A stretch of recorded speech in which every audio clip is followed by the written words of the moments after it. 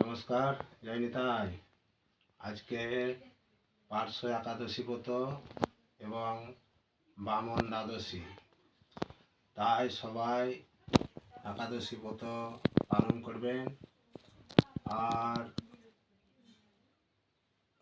বামন দ্বাদশী পালন করবেন।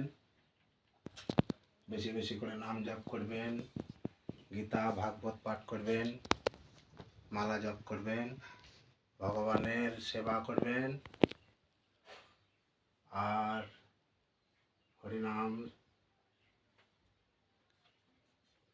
হরিনাম সংকীর্তন করবেন। জয় নিতাই।